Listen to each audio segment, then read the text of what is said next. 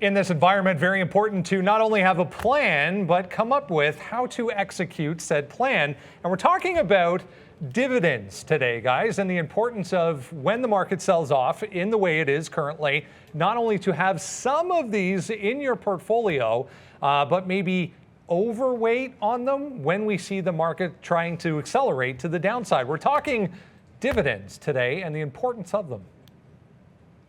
Yeah, look, everyone's always chasing gains, and I think look, there's one thing to say about dividends. Of course, they pay you. So it's all well and good for me to open up by saying, okay, well, let's talk about something like a Pfizer, which has like a decent 3% dividend, and on a day like today, when Pfizer's down 5%, you're like, well, who cares about a 3% yield when you're down that much? But it's not always just about that, right? So, okay, yes, you understand that this name is going to be paying you out and giving you some income. But what are the other characteristics of a dividend stock that matter?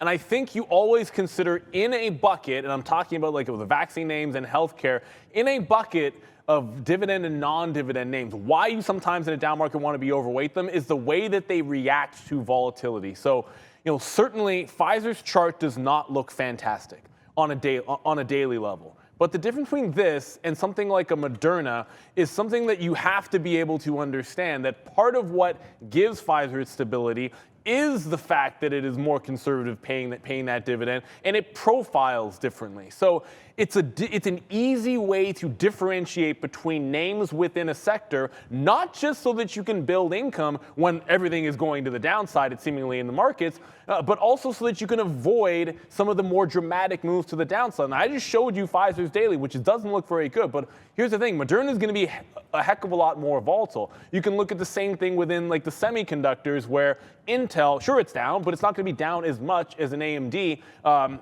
or an NVIDIA or any of those names. Now, it works both ways.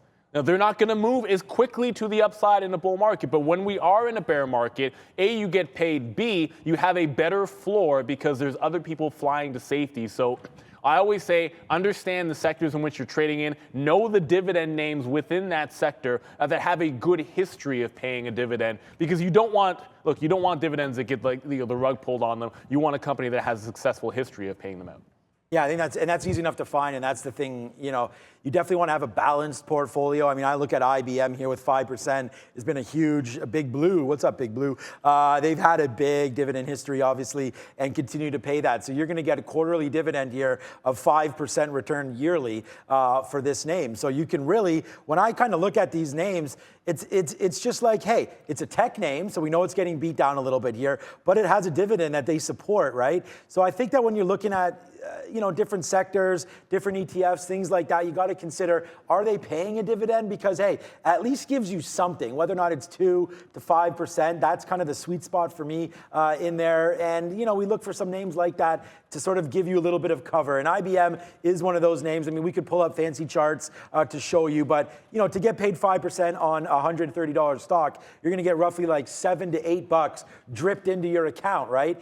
Every single year. And then I would want to talk about drips as well. That's dividend reinvestment plans, right? So what a drip does is every time a dividend is paid, you can get it in stock as well. So your broker will rebuy that same stock for you. So after years and years and years, you can take the cash, or you could do a dividend reinvestment plan, which is called a DRIP, which I do suggest everybody looks into that one because those are very, very popular and definitely need to be used. So dividends, very, very important. But my friend Neil over here definitely hit the nail on the head. Not the most important. If you're like, you don't want to chase high dividend yields. Sometimes if a dividend yield is 8, 10, 15%, like they'll start to cut it. We've seen that happen in Macy's. We've seen that happen in Disney as well. So you really, really have to buy high quality companies that don't need cash flow, because if they do need that, then they will cut the dividend. A good example in the oil patch, they tend to give really good dividends that tend to be pretty stable. So just be careful that you're not caught in something that is like,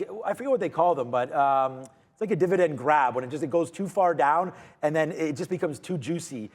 So watch out for those. That's I just want to say drip, drip, drip. Drip, yeah, I like the drip. Yeah, show off that drip. But dividend reinvestment plans, very, very important.